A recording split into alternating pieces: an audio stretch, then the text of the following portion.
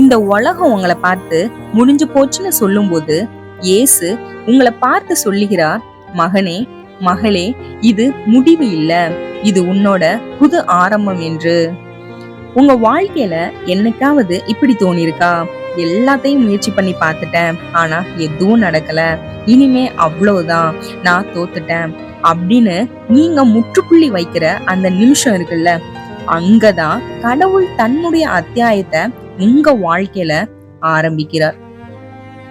இன்னைக்கு இந்த வீடியோ உங்களுக்காகத்தான். உங்க நம்பிக்கைய திரும்ப கொடுக்க போகிற ஒரு செய்தி இது. பைபிள்ல யோவான் 5வது அதிகாரத்துல நீங்க தியானித்தீர்களானால், எருசலேம் ஒரு நகரம், அந்த நகரத்துல ஆட்டு வாசலுக்கு அருகே பெதஸ்தா என்றொரு குளம் இருந்தது. எபிரேய மொழியில் இதற்கு இரக்கத்தின் வீடு என்று பொருள். அந்த குளத்தை சுற்றி 5 மண்டபங்கள் இருந்தன. அந்த மண்டபங்களில் குருடர், சப்பானிகள், கை கால் ஊனமுற்றோர் என திரளான வியாதியஸ்தர்கள் படுத்திருப்பார்கள். அவர்கள் அனைவரும் ஒரு அதிசயத்திற்காக காத்திருந்தார்கள். அவ்வப்போது கர்த்தருடைய தூதன் இறங்கி குளத்து தண்ணீரை கலக்குவார் என்றும், அப்படி தண்ணீர் கலங்கும் போது யார் முதலில் உள்ளே இறங்குகிறார்களோ அவர்களுக்கு எப்படிப்பட்ட வியாதியா இருந்தாலும் குணமாகும் என்பதும் மக்களின் நம்பிக்கையாக இருந்தது. அங்கே அந்த கூட்டத்தில் ஒரு மனிதன் இருந்தான். அவன் ஒன்றல்ல, இரண்டல்ல, 38 ஆண்டுகளாக வியாதியால் அவதிப்பட்டு கொண்டிருந்தான். அவனால் தானாக எழுந்து நடக்க முடியாது. தண்ணீர் கலங்கும் போதெல்லாம் எப்படியாவது உள்ளே போய்விட வேண்டும் என்று அவன் துடித்தான். ஆனால் ஒவ்வொரு முறையும் அவனுக்கு முன்னால் யாராவது முந்திக் கொள்வார்கள். அவனுக்கு உதவி செய்யக்கூட அங்கே யாரும் இல்லை. அப்போதுதான் அங்கே இயேசு வருகிறார். அங்கு வந்த இயேசு அந்த மனிதன் நீண்ட காலமாக படுத்திருப்பதை கண்டு அவன் மேல் மனதுருகினார். அவனிடம் சென்று ஒரு கேள்வியை கேட்டார், நீ சொஸ்தமாக வேண்டும் என்று விரும்புகிறாயா என்று. அதற்கு அந்த மனிதன் தன் இயலாமையை சொன்னான். ஆண்டவரே, தண்ணீர் கலக்கப்படும் போது என்னை உள்ளே இறக்கிவிட ஆள் இல்லை, நான் போவதற்குள் வேறொருவர் எனக்கு முன்பே இறங்கி விடுகிறார் என்று. இதை சற்றே நீங்கள் ஆழமாக சிந்தித்தீர்களானால் 38 வருஷம் யோசிச்சு பாருங்க, அந்த மனுஷன் மனசுல எத்தனை முறை எல்லாம் முடிஞ்சு போச்சுன்னு நினைச்சிருப்பான். அவனுக்கு உதவி செய்ய ஆள் இல்லை, அவனுக்கு பலம் இல்லை. அவன் தன்னுடைய வாழ்க்கைய ஒரு முற்றுப்புள்ளிக்கு கொண்டு வந்துட்டான். அப்பதான் அங்க இயேசு வராரு. அவர் வந்து கேட்ட முதல் கேள்வி, சொஸ்தமாக வேண்டும் என்று விரும்புகிறாயா என்று. அந்த மனுஷன் என்ன சொல்லியிருக்கணும்? ஆமா ஆண்டவரே அப்படின்னு தானே சொல்லியிருக்கணும்.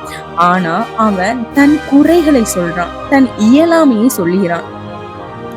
நாமளும் அப்படிதான். இயேசு நம்ம கிட்ட வரும்போது எனக்கு அது இல்ல, இது இல்ல, இவங்க உதவி செய்யலன்னு காரணங்களை சொல்றோம். ஆனா இயேசு உங்க சூழ்நிலையை பார்க்கல, உங்க விருப்பத்தை பார்க்கிறாரு. அவன் குளத்து தண்ணீரையே நம்பிக்கொண்டிருந்தான். ஆனால் ஜீவ தண்ணீரான இயேசு அவனை நோக்கி ஒரு கட்டளையிட்டார், எழுந்திரு, உன் படுக்கை எடுத்துக்கொண்டு நட என்று.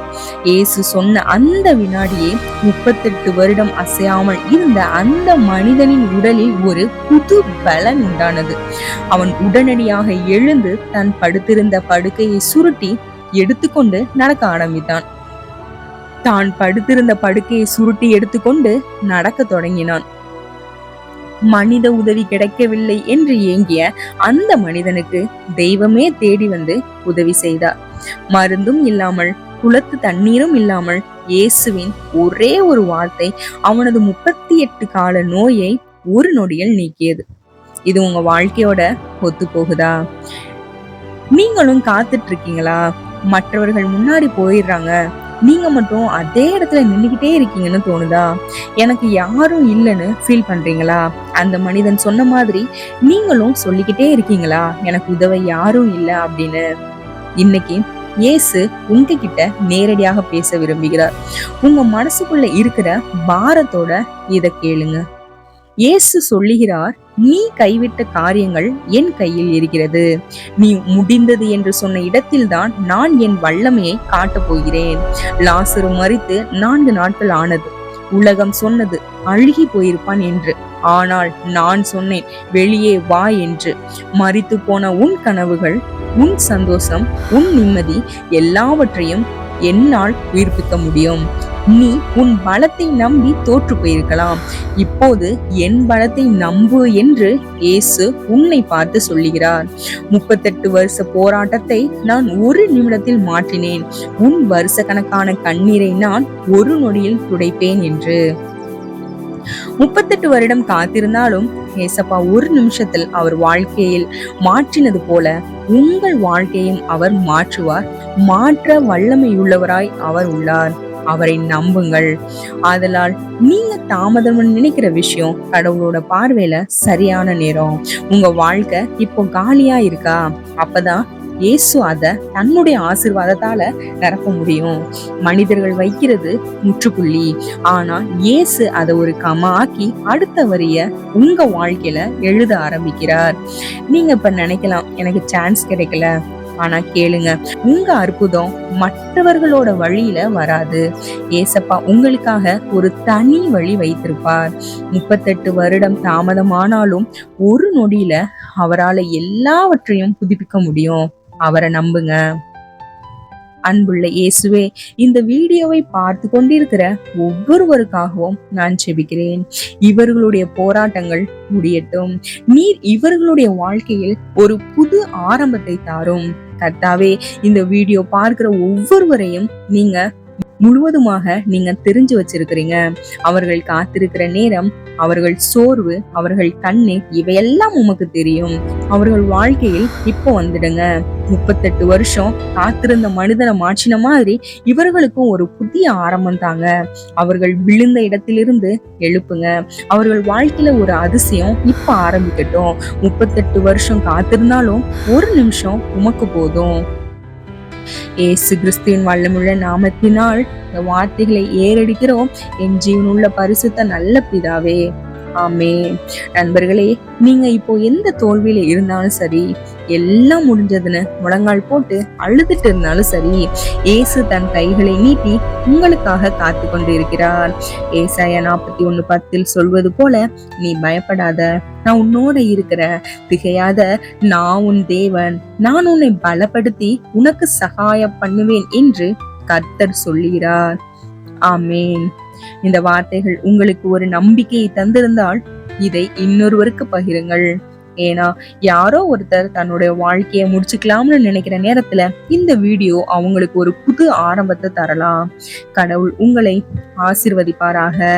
இந்த செய்தி உங்களோடு கூட பேசின மாதிரி இருந்தா கமெண்ட்ல இயேசுவே நன்றின்னு டைப் பண்ணுங்க. நீங்க இன்னும் காத்துக்கிட்டு இருக்கீங்கன்னா உங்க நேரம் நெருக்கத்துல இருக்குன்னு நினைச்சுக்கோங்க. நீங்க இன்னும் காத்துக்கிட்டு இருக்கீங்கன்னா உங்க நேரம் நெருக்கத்துல இருக்கு. நம்புங்க. இயேசுவின் நாமத்தினாலே ஆமென். எல்லாம் முடிஞ்சதுன்னு நான் நினைத்த நேரம் என் கண்ணீரை கண்டீரே. கண்டுடியத்து வருட வேதனைக்குள் என் வாழ்க்கை மாறுதே.